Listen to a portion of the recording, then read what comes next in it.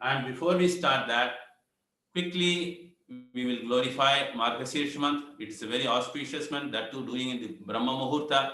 All devotees have joined here to glorify the Lord. So this is a very blessing, and we are getting from the Guru and Krishna this mercy.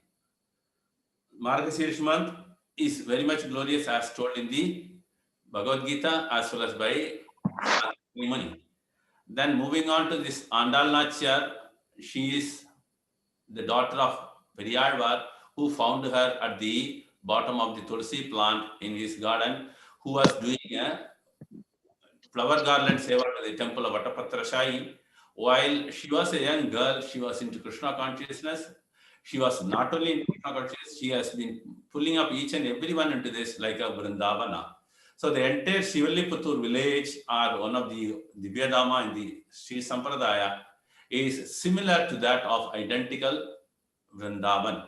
Everyone there was in complete gopi mood, and it is the entire village was a Yadava community.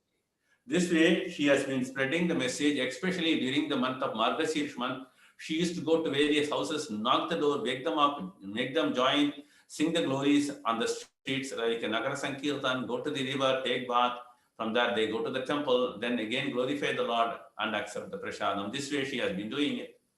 One of the days, his father happened to see his daughter was wearing the garland which was supposed to be offered to the Lord, but she had been doing it for many days. So he got upset, he kept it aside and he took another new garland, but the Lord did not accept, and he told specifically Periyalvar to get back the old one which was owned by. This is the trend. We can understand how the deep love Andal Nachar had with Lord Sri Krishna. Even now, during the Brahmosava in the Tirumala Tirupati, they bring the garland offered to Andal Nachar, and the same is offered to Srinivasa Perumal in Tirumala Tirupati.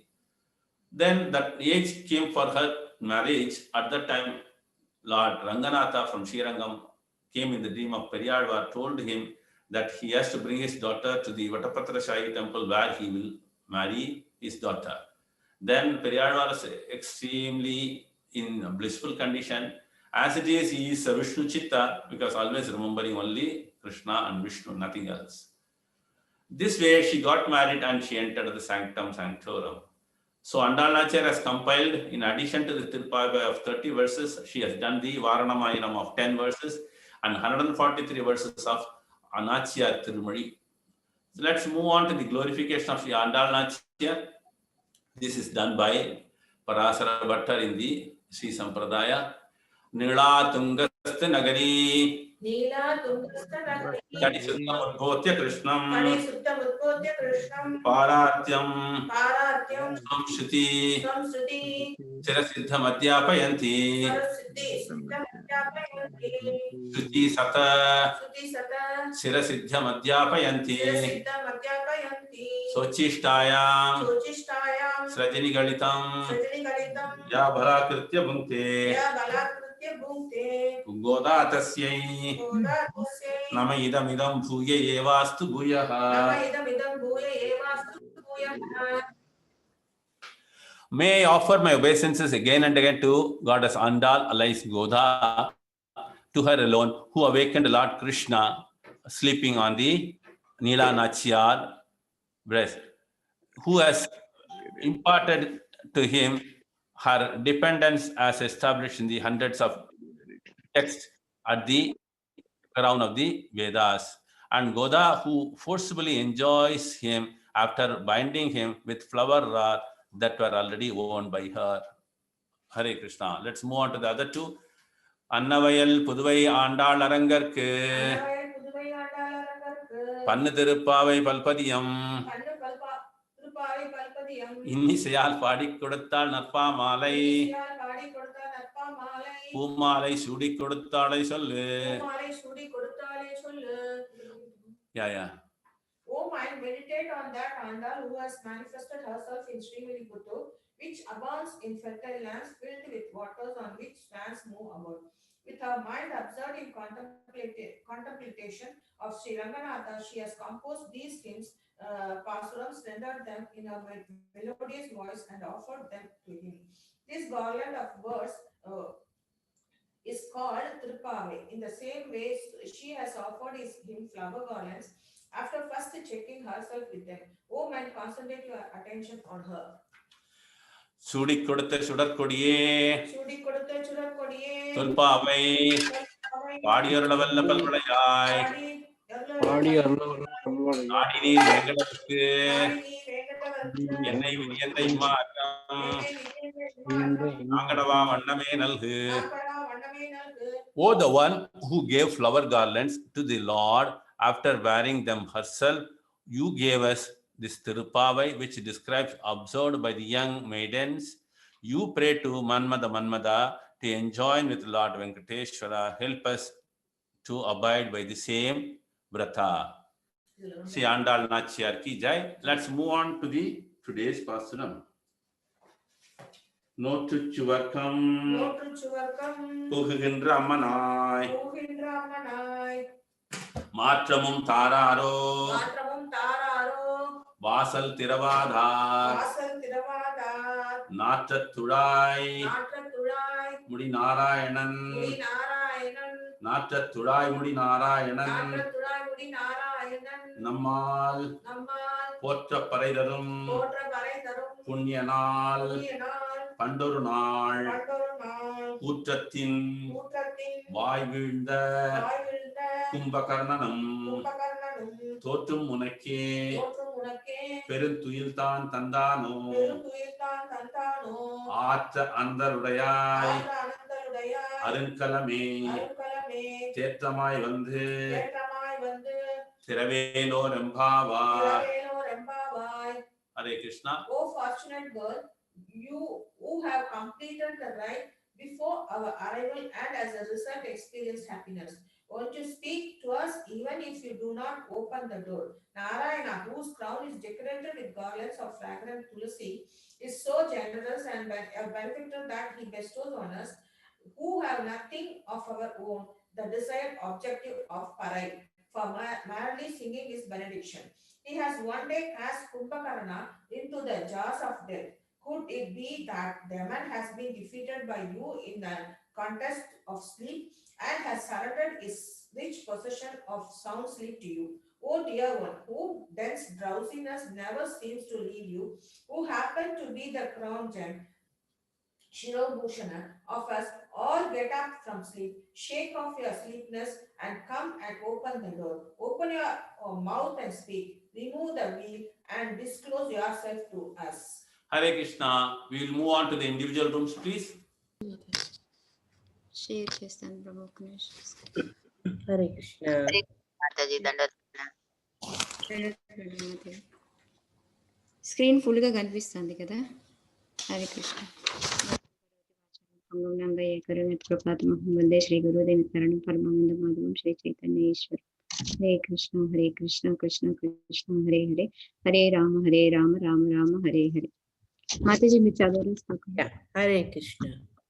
நூற்றுச்சுவர்க்கம் புகின்றவம்மனாய் மாற்றமும் தாராரோ வாசல் திருவாதார் நாட்டத்துராய் முடி நாராயணன் நம்மால் போட்டு பறை தரும் புண்ணிய நாள் பண்டொரு நாள் கூற்றத்தின் வாய் வீழ்ந்த கும்பகரனும் தோற்றுமுனக்கே பெருந்தேல் தான் தந்தானோ ஆத்தந்தருடையாய் அருங்கணமே தேற்றமாய் வந்து திரவேலோரெம்பாவாய். హరే కృష్ణ. Thank you Mataji. ఇవాళ మనం 10వ పాసురంలోకి వచ్చాం. మనం 6, 7 శ్రవణం గురించి, 8 మననం గురించి, 9, 10 వచ్చేసి ధ్యానం. అంటే ఇంకా 10, 11, 12 కూడా ధ్యానాల్లో ఉన్నదే చెప్తారనమాట. సో ఇవాళ ఈమె గురించి ఈ గోపికని ఇంకో గోపికని లేపబోతూ ఉంది. ఈ గోపిక ఎలా ఉంది అనేది మనం దీంట్లో చూసుకుందాము ఒక్కొక్క పదం ద్వారా.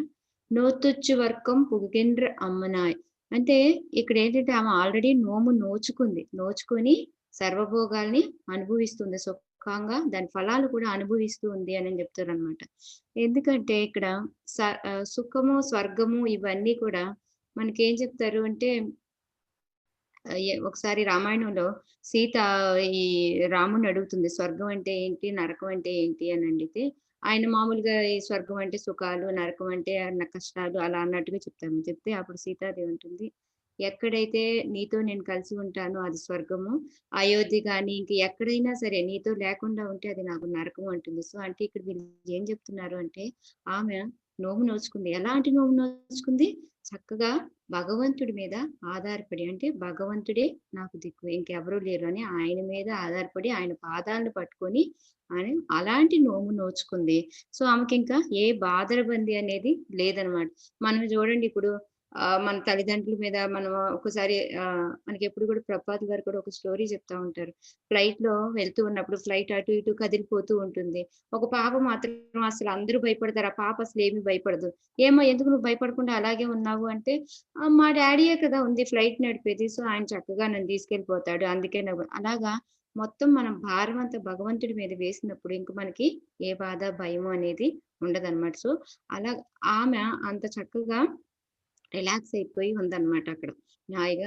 అందుకని ఇక్కడ ఏం చెప్తున్నారంటే ఆమె స్వర్గ సుఖాలు అనుభవిస్తుంది అంటే, అక్కడ భగవంతుడితో కలిసి హాయిగా ఆల్రెడీ ముందే నోము నోచుకుని వీళ్ళందరూ కలిసి వెళ్ళి నోచుకుందాం అంటే ఈమె ఆల్రెడీ నోచేసుకొని అక్కడ లోపల ఉందన్నమాట. కాకపోతే ఇక్కడ అమ్మవారు గోదా తల్లి మనకి ఏం చెప్పాలనుకుంటుందంటే, అంటే నాలాంటి వాళ్ళకి ఎవరైనా ఇంకా కొంచెం స్టార్టింగ్ లో ఉన్నప్పుడు మనకి కొంచెం ఒక రకమైన అహంకారం వస్తూ ఉంటుంది. సో అందుకని దెప్పి పొడిచినట్టుగా కూడా ఉంటుంది మనం ఒక రకంగా చూస్తే. ఏమమ్మా నువ్వు నోచుకొని స్వర్గ సుఖాలు అనుభవిస్తున్నావా? మనకి వెళ్ళే వాళ్ళు చెప్తూ ఉంటారు, ఏంటి పని అయిపోయిందా ఏంటి అంత ఖాళీగా కూర్చొని ఉన్నావు నువ్వు అలా అంటుంటారు. అంటే ఏంటి అప్పుడే పని చేసేసుకున్నావా అన్నట్టు. సేమ్ అట్లాగే ఇక్కడ ఆమె దెప్ప పొడుస్తుంది. ఇప్పుడే స్టార్ట్ చేసి నీకు అంత అహంకారం పనికిరాదు అన్నట్టుగా మనకి. అలా మామూలుగా భక్తులు వాళ్ళకైతే నువ్వు ఆల్రెడీ భగవంతుని సేవ చేసుకొని చక్కగా ఉన్నావు. అందుకని అమ్మనాయ్ అంటే అమ్మ తల్లి అనేసి ఆమె ఇది చెప్తుంది. మొన్నటిదాకా అమ్మాయి అది ఇది అనేది ఇప్పుడు ఇక్కడ తల్లి అనేసి చెప్తూ ఉంది అనమాట. ఎందుకంటే ఆమంతా మంచి రీతిలో ఉంది. మూతమంతారోర్ వాసల్ తెరవాదర్. ఓకే నువ్వు ఆల్రెడీ చేసుకున్నావు, ధ్యానంలో ఉన్నావు అంత ఓకే, ఇద్దరు కలిపి కూడా. ఎందుకంటే ఇక్కడ ఏం చెప్తారు అంటే, ఈమె కోసము ఇలాంటి వాళ్ళ కోసం భగవంతుడే దిగి వస్తాడు అన్నట్టుగా ఆమెని పొందడం కోసం భగవంతుడు కూడా వ్రతం చేస్తూ ఉంటాడంట. చెప్తూ ఉంటాం కదా, నిత్య భక్తులు ఉంటే వాళ్ళ కోసం భగవంతుడు ఎప్పుడు ఆలోచిస్తుంటాడు, వాళ్ళకి ఎలా మనం సహాయం చేద్దామా, వాళ్ళకి వెళ్ళి ఏ విధంగా తోడ్పడదామా అని చూస్తూ ఉంటాడు. సో అలాగా మీరిద్దరూ కలిసి ఏమైనా వ్రతం చేసుకుంటున్నారేమో, అట్లీస్ట్ ఓకే తలుపు తీయకపోతే తీపోయావమ్మా, వచ్చి కొంచెం నోటితో అన్న చెప్పొచ్చు కదా, మాటన్న ఒక మాట మాట్లాడొచ్చు కదా. వాసలు తిరవాదురు, తలుపు తీయకపోతే తీపోయావు, మొత్తం అంటారు ఒక మాట అన్నా చెప్పొచ్చు కదా, మీరు వెళ్ళిపోండారా నా పని అయిపోయింది అనేసి ఏదో చెప్పొచ్చు కదా అనేసి చెప్తుంది అనమాట.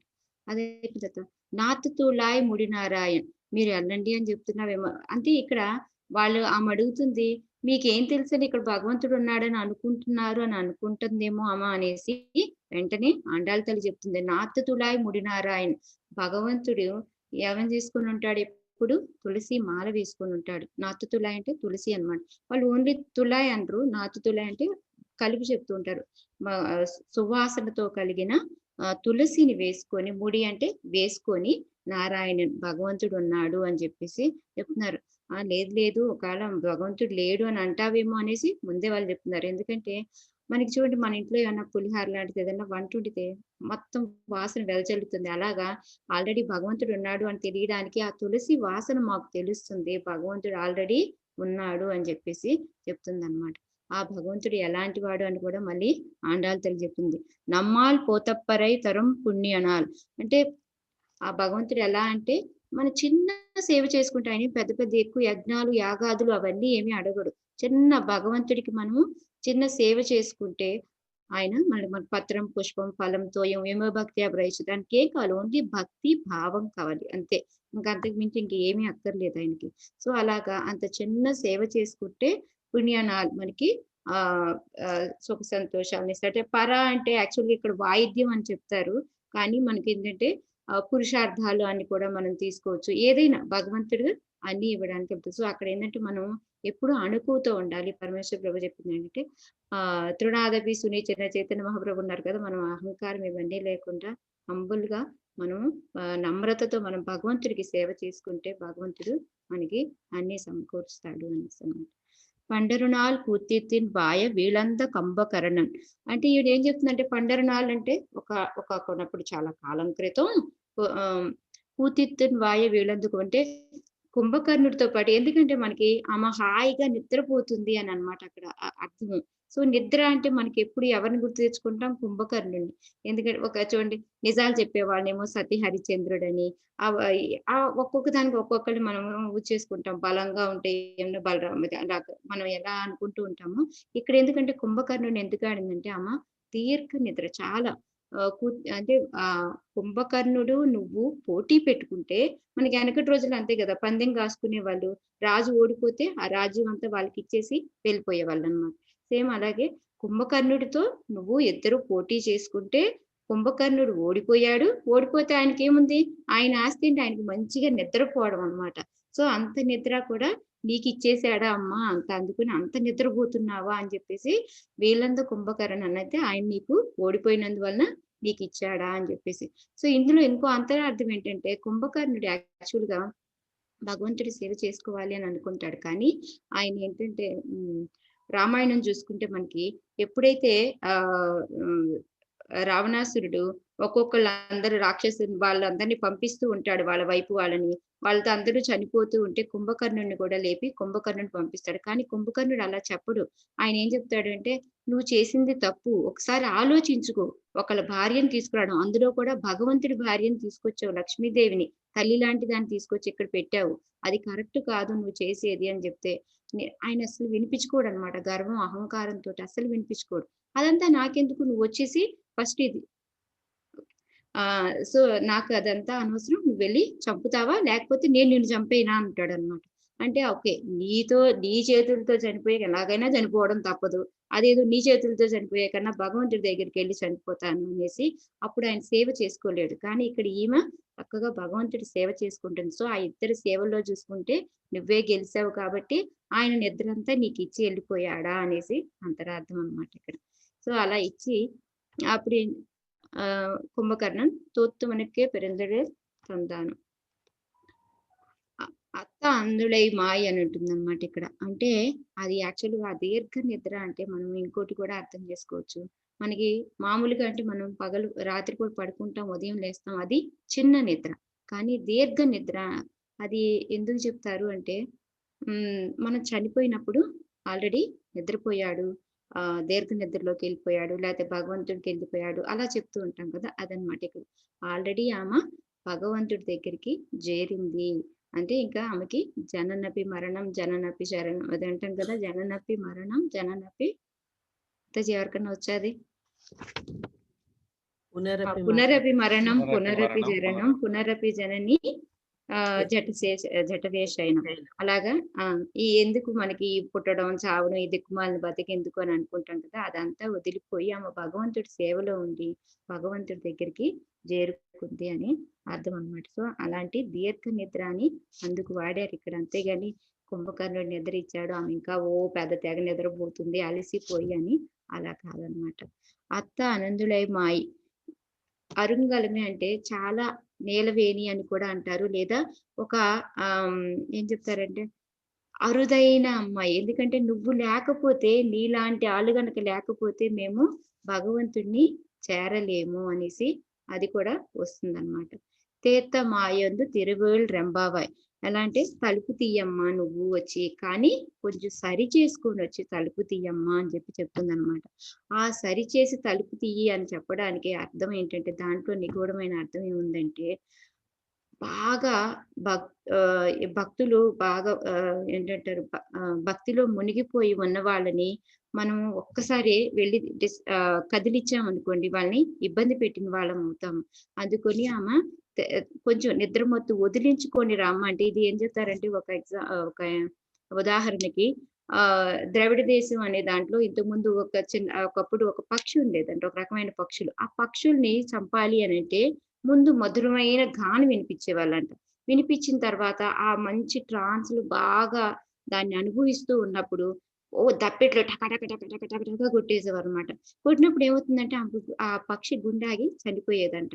సో అట్లాగే నువ్వు ఎంతో భగవంతుడితోటి మనసు ఏకాగ్రత చేసి ఉన్నావు, ఒక్కసారి మా మాటలు తట్టుకోలేవేమమ్మా, కొంచెం సర్దుకొని నువ్వు రా అని చెప్తూ ఉందన్నమాట. సో దీన్ని అంతటి నుంచి మనం తెలుసుకోవాల్సింది ఏంటి అంటే, నాలాంటి దానికి నేను కొంచెం చేసిన అహంకారంతో అన్ని వదిలేసి అలా ఉండకూడదు అనేసి మన భక్తులు లాంటి వాళ్ళు ఏంటంటే వాళ్ళొక్కలే అనుభవించకుండా మనకు కూడా వాళ్ళకి తెలిసింది మనకి చెప్పి వాళ్ళతో పాటు మనల్ని కూడా తీసుకువెళ్ళాలి అనేసి ఆండాళ్ళ తల్లి దీనిలో మనకి చెప్తున్న అంతరార్థం అన్నమాట. ఎప్పుడైతే మనం భగవంతుడి మీద ఆధారపడతామో మనం చాలా ఆనందం సుఖంగా ఉండగలం. ఆ స్వర్గ సుఖాలు అంటే అవి కాదు, భగవంతుడితోటి ఆనందంగా ఉండగలము అనేసి. సో దానికి ఏంటంటే మనం చిన్న ఎగ్జాంపుల్ గా తీసుకోవాలంటే మనం ట్రైన్ టికెట్ కానీ బస్ టికెట్ కానీ కొనుక్కుంటాం. అక్కడ దాకా ఎందుకు తిరుపతి మనకి ఆల్రెడీ L1 దర్శనం టికెట్ కానీ లేకపోతే అలా మనకి తెలిసిన వాళ్ళు ఎవరైనా ఉన్నారనుకోండి, చక్కగా వెళ్తాము. దర్శనం అయ్యిద్దా లేదా అనే కంగారు లేదు, ఎందుకంటే అది. లేదా మనం ట్రైన్ టికెట్ కొనుక్కొని ప్లాట్ఫామ్ మీద ఉన్నాము అంటే ఇంకెప్పుడు ట్రైన్ వస్తే అప్పుడు ఎక్కడమే మనకు సీట్ దొరికిద్దా లేదా ఈ కంగారు అన్ని లేదు. సేమ్ అలాగే భగవంతుడి మీద ఆధారపడితే మనం భగవంతుడే అన్ని చూసుకుంటాడు అన్నమాట. సో మనం దీనికి రిలేటెడ్ గా భాగవతం శ్లోకాస్కి వెళ్దాము.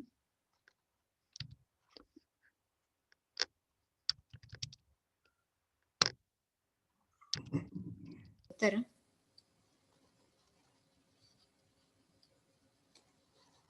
హరికృష్ణ. హతే సదవలోక్య నికుంభ కుంభ ధూమ్రక్ష దుర్ముఖ సురాంతక నరాంతకాదీన్ పుత్రా ప్రహస్తమతికాయ వికంపనాదీన్ సర్వానుగాన్ సమహినోద్ అత కుంభకర్ణం.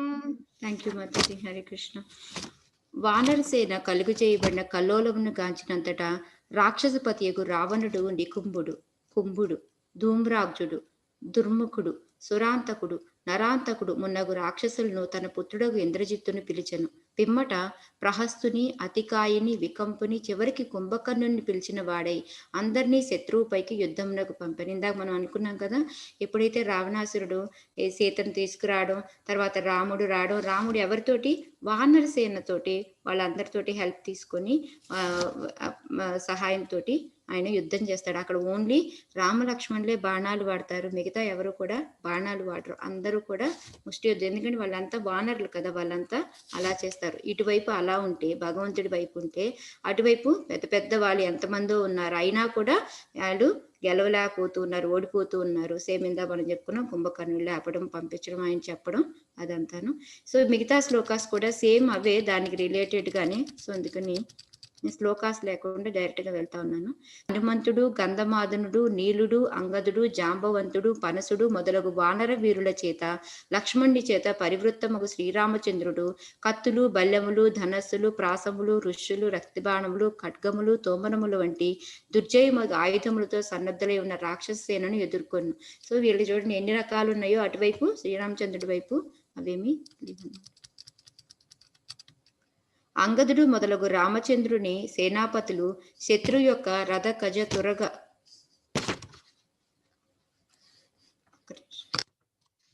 పదాది దళములను ఎదుర్కొని వానిపై పెద్ద వృక్షములను, పర్వత శృంగములను, గదలను, బాణములను విసిరి సీతాదేవి క్రోధముచే రావణుడు హతుడైన కారణమున సమస్త శుభమును కోల్పోయి రావణ సైన్యమును ఆ విధముగా రాముడు వధించాను. సో భగవంతుడి అండుంటే మనం ఏదైనా భగవంతుడి వైపు మనకి ఎక్కువ బాణాలు శక్తి లేకపోయినా భగవంతుడే మనల్ని తీసుకెళ్తూ ఉంటాడు. దీని నుంచి మనకి ఇంకా బాగా విపులంగా ధర్మరాజు ప్రభు ఎక్స్ప్లెయిన్ చేస్తారు, అందుకే నేను ఎక్కువ తీసుకోలేదు. హరికృష్ణ ప్రభు మీరు తీసుకోండి ప్రభు. అనంతకోటి వైష్ణవ బృందకి జై. ఈ శ్లోకాలని ఒకసారి మనకి ఏదైతే శ్లోకాలని పరమేశ్వర్ గౌర్ ప్రభు అనుసంధానం చేస్తున్నారు ఈ సందర్భంగా భాగవతంలోది, దానికి సరి సమానమైనటువంటి భాగవత శ్లోకాలు, పోతన భాగవత పద్యాలని ఒకసారి చదువుతాం. మీనింగ్ మొదలు.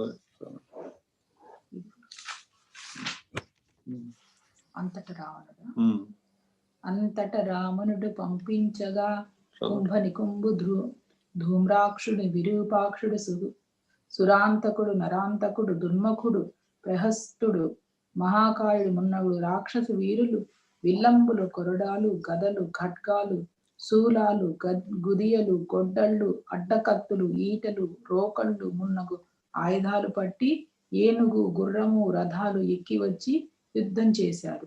సుగ్రీవుడు, ఆంజనేయుడు, పనసుడు, గజుడు, గవయుడు, గంధమానుడు, నీలుడు, అంగదుడు, కుముదుడు, జాంబవంతుడు మున్నగు వీరులు ఆ రాక్షసులను ద్వంద్వ యుద్ధాలలో చెట్లు, కొండలు, పిడికిటి పోట్లతో కొట్టి సంహరించారు.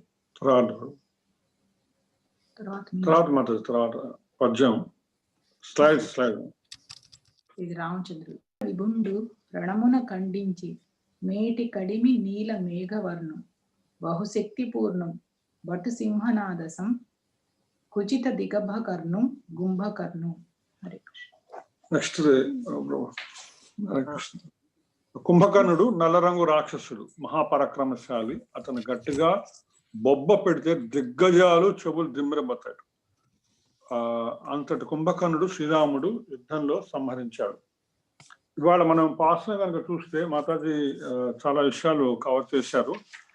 ప్రత్యేకంగా గోదామ్మ వారి పాసురంలో ఒక ప్రాముఖ్యత ఏంటంటే, ప్రతి పాసురంలో అమ్మవారు ఓంకారాన్ని సృష్టిస్తారు.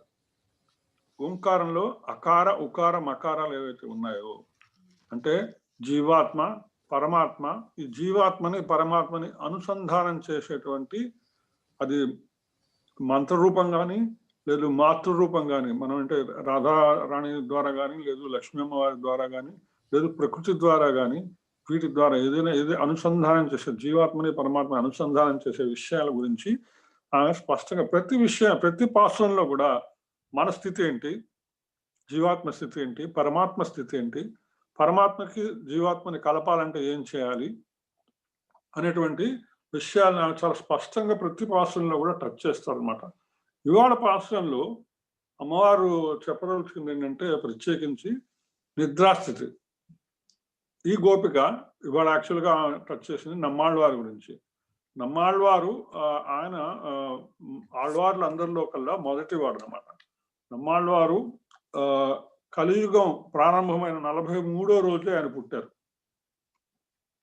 కలియుగం ప్రారంభమైన 43వ రోజు పుట్టి, అది వాళ్ళ తల్లిదండ్రులందరూ కూడా, తల్లిదండ్రులు ఇద్దరు చాలా కాలం పిల్లలు పుట్టకపోతే వాళ్ళు పోయి స్వామివారిని వేడుకుంటే, ఇది మనకి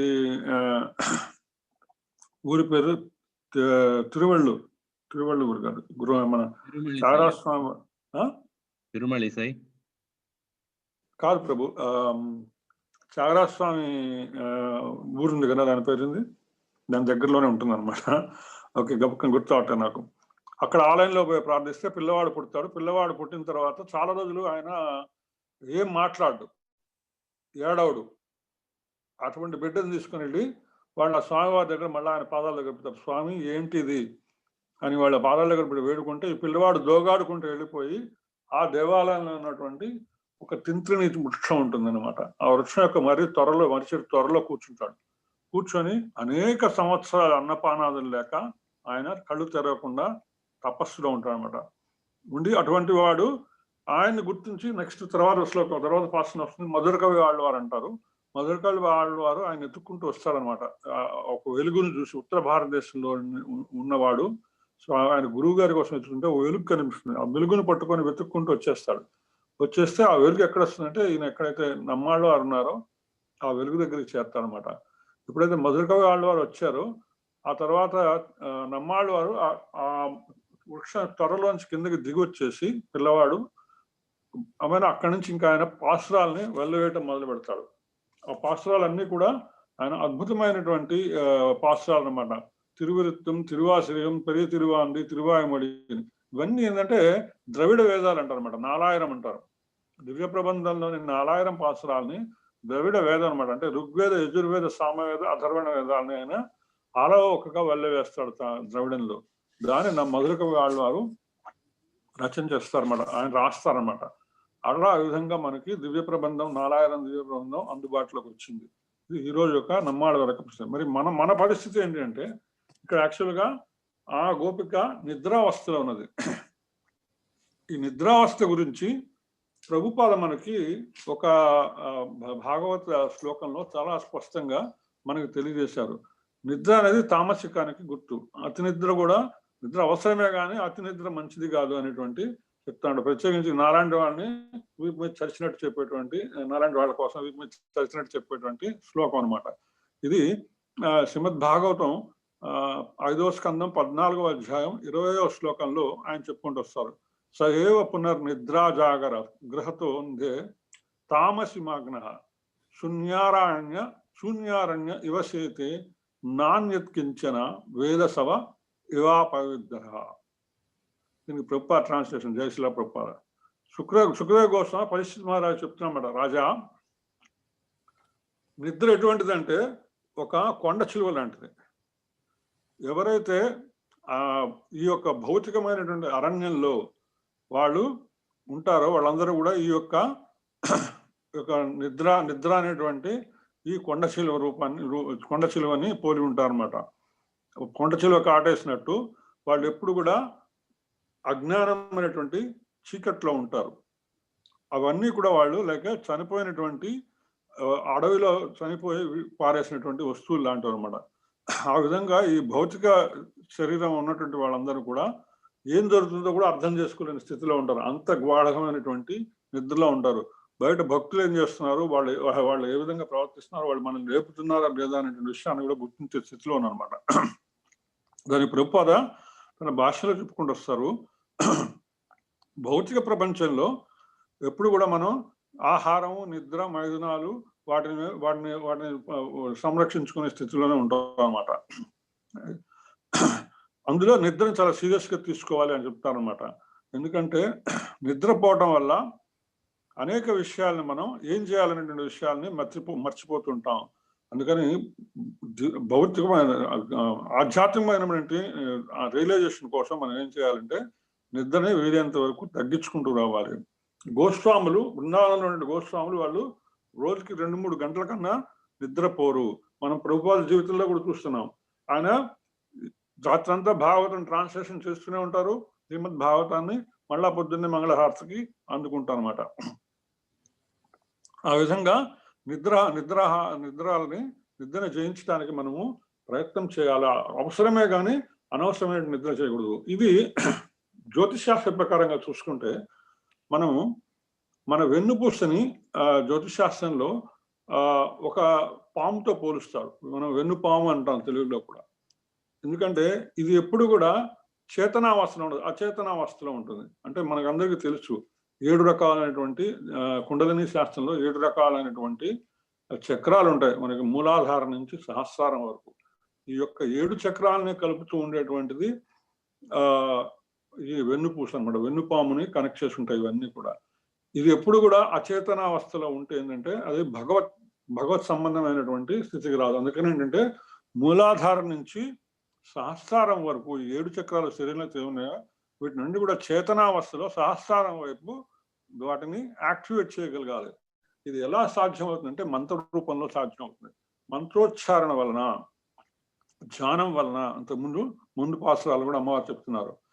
నామస్మరణం వల్ల, శ్రవణం వలన, కీర్తనం వల్ల, మంత్రోచ్చారణ వల్ల ఈ యొక్క 7 చక్రాలని కూడా ఎప్పుడైతే అనుసంధానం చేయగలుగుతామో ఈ నిద్రపోతున్నటువంటి మన శరీరంలో ఉన్నటువంటి నాడీ వ్యవస్థకు మూలాధారమైనటువంటి ఈ యొక్క పాముని ఎప్పుడైతే వెన్నుపాముని దానికి 7 చక్రాలను ఎప్పుడైతే యాక్టివేట్ చేయగలుగుతామో ఆ ద్వారా మనము భగవంతుని చేరుకోగలుగుతాం. ఇది ఎలా సాధ్యం అంటే సాధ్యం అనమాట. ఆ పాముని నిద్ర లేపటమే. నిద్ర లేపడం ఎట్లా సాధ్యం అంటే శ్రవణం, కీర్తనం, విష్ణు స్మరణం చేయటం వల్ల ఇది సాధ్యం అనమాట. ఆ విధంగా మనం ఉన్నటువంటి ఈ యొక్క అచైతన్య తామసికాన్ని జయించి భగవంతుని వైపు మన యొక్క సర్వశక్తులని వినియోగించి భగవంతుని చేరాలనేటువంటి విషయాన్ని అమ్మవారు ఈరోజు చాలా చక్కగా మనకి తెలియజేస్తారు. అండాళ్ తిరువడిగలే శరణం. హరే కృష్ణ. కురుకాపురి ఆళ్వార్ తిరునగరి ప్రభు. ఆళ్వార్ తిరునగరి, అదే చెప్తాం అనుకున్నాను. ఆళ్వార్ తిరునగరి ఈ నవ తిరుపతిలో ఒకటి.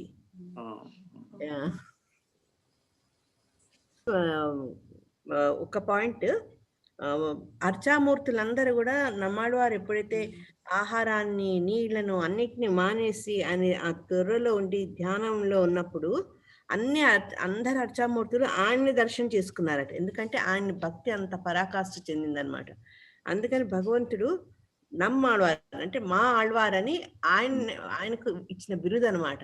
అందుకని నమ్మాళ్వారికి ఆళ్వార్లో చాలా విశిష్టమైన స్థానం ఉందని, భగవంతుడు స్వయంగా ఇతను మా ఆళ్వార్ అని చెప్పారు అంటే ఆయన భక్తి ఎంత గొప్పదో మనం అర్థం చేసుకోవాలి.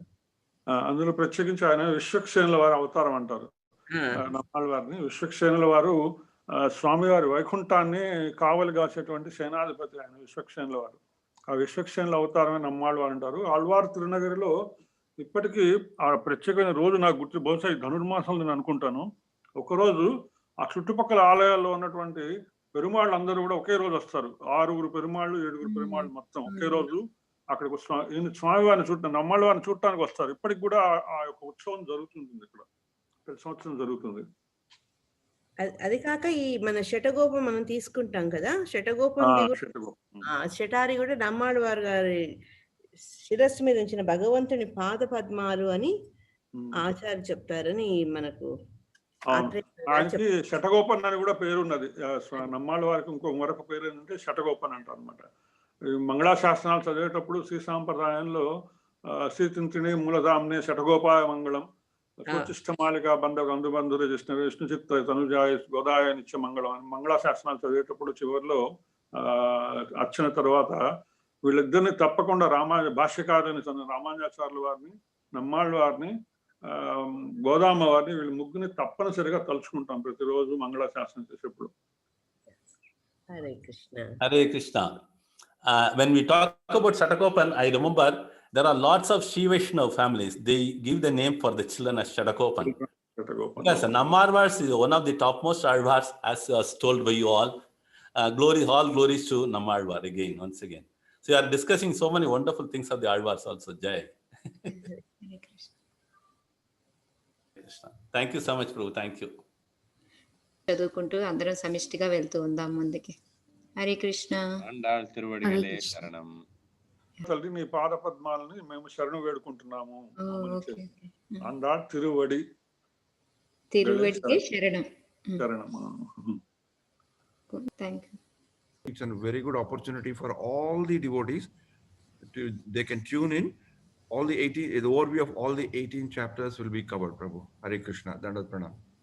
Thank you, Prabhu. Thank you. So it's not only the program is not only open to the candidates and the students who are attending all these 18 days, but all of our Damodar Desh devotees can attend and take the benefit out of it. Hare Krishna.